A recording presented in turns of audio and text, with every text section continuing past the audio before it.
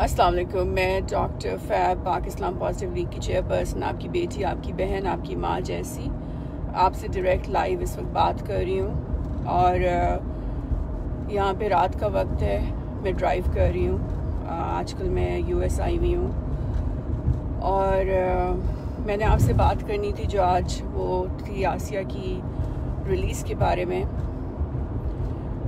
देखें जी, आसिया की जो अपील दोबारा से दी गई है सुप्रीम कोर्ट में, उसमें सुप्रीम कोर्ट ने उसको दोबारा से एक्विटल दे दी है। That raises a few questions.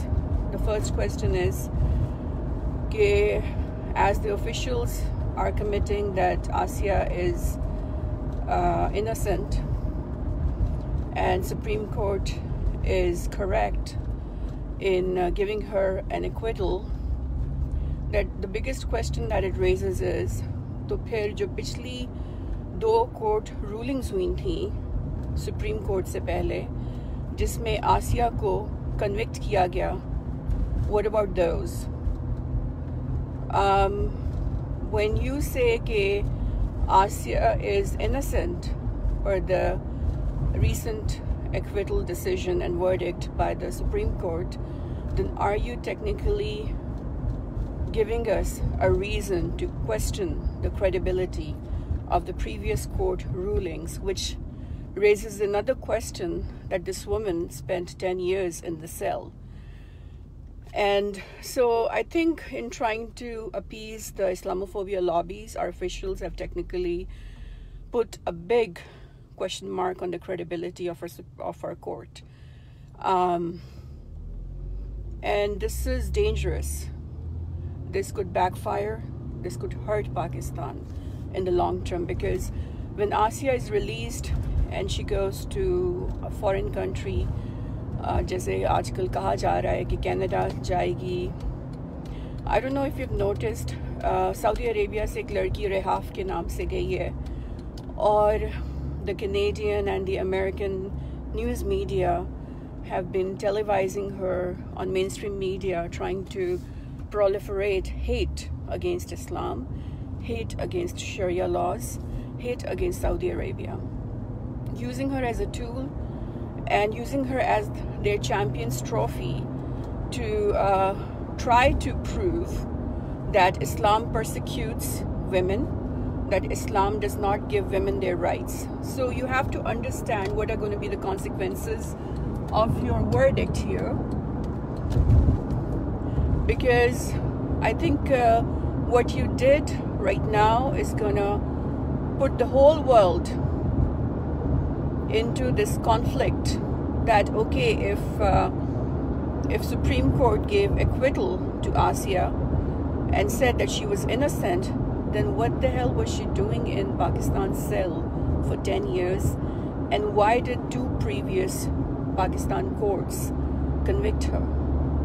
So you have technically put a lot of question marks on the credibility of Pakistan's judicial process by trying to appease some Islamophobia lobbies, some lobbies who want to secularize Pakistan, who want to abolish the blasphemy law from Pakistan, because once the blasphemy law is abolished from Pakistan, then it will be way easier for them to convert the vulnerable sector of the Muslims to any religion other than Islam, because then in every nook and corner they can have their agents raise questions about the credibility of our Prophet Muhammad, peace be upon him. Astaghfirullah, Nauzubillah, Tawbah, Astaghfar. So you have technically put us in such a vulnerable position.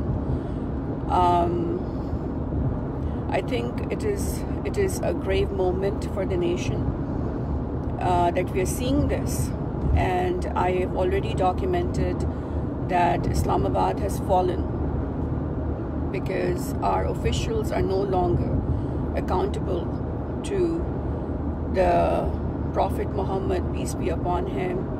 They're no longer accountable to Allah. They now feel more accountable towards the Islamophobia lobbies. That's all I have to say. So we are no longer in Islamabad. This is not Islamabad anymore, because Islamabad stands for Islam. And I know Islam asks to forgive, but there's a way of forgiving. When you just say that she's innocent, then you have technically undermined the 2 previous court rulings that convicted Asiya, that said that Asiya did commit blasphemy. You are saying she's innocent means you're saying that she did not commit blasphemy. So you have technically put the entire judicial system of Pakistan for the last 10 years in the court of international law. This is a suicide attempt that you guys did. And I'm surprised that you have no idea what kind of a mess you put Pakistan in. Because when Asiya is released to the rest of the world, to the Islamophobia lobbies, she's going to be their champion's trophy to try to prove to the world that Sharia laws, especially the blasphemy laws, are oppressive, and Sharia is oppressive. What are you going to do then? And Pakistan is harboring such laws, and Pakistan is harboring such oppression. So you have technically put yourself into a tight spot, and they're also going to tell the world that Pakistan's judicial system sucks, that it allowed this woman who was declared innocent by the Supreme Court to stay in the cell for 10 years. I hope that makes sense to you. What you guys just did was a big mess for the entire nation of Pakistan. Thank you very much. Assalamu alaikum. Allah Hafiz.